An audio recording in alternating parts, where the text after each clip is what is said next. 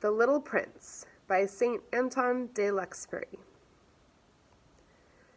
To Leon Worth, I apologize to the children for dedicating this book to a grown-up. I have a good excuse. This grown-up is the best friend I have in the world. I have another good excuse.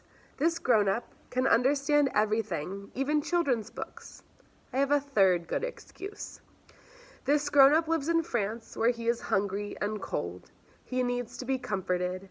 If all these excuses are not enough, I will then dedicate this book to the children who became that grown-up.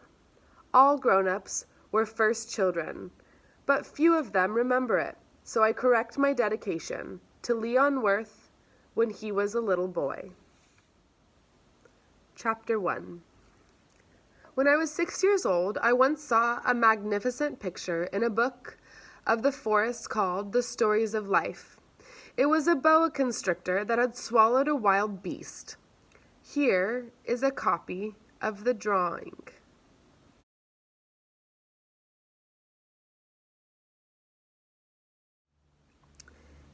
It was written in the book, boa constrictors swallow their prey whole without chewing.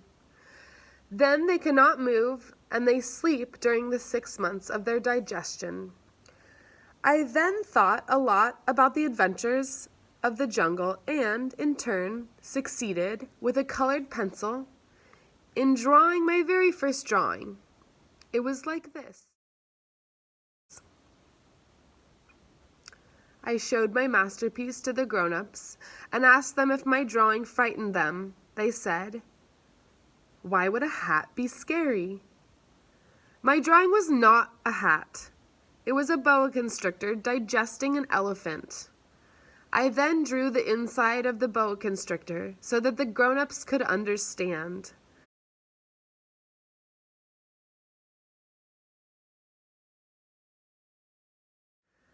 They always require more explanation. My second drawing was like this. The grown-ups advised me to leave aside the drawings of boa constrictors from the outside or the inside, and to interest myself instead in geography, history, calculation, and grammar. Thus, at the age of 6, I abandoned a magnificent career as a painter. I had been discouraged by the failure of my first drawing and my second drawing. Grown-ups never understand anything on their own, and it is tiring for children to always have to give them explanations. So I had to choose another profession. I learned to fly planes. I flew all over the world. And geography, that's right, served me well. I knew how to recognize at first glance China or Arizona, and it is useful if you have gone astray during the night. I have had, in the course of my life, a lot of contact with many serious people. I have lived among the grown-ups. I saw them up close. It did not really improve my opinion of them. When I met one that seemed to me a little lucid, I had them experience my drawing, number 1, which I had preserved. I wanted to know if they could come to a real understanding, but they always replied, "It's a hat." After that, I spoke to them neither of boa constrictors, nor forests, nor of stars. I put myself within their reach. I talked about bridge, golf, politics, and ties, and the grown-ups were glad to know such a reasonable man.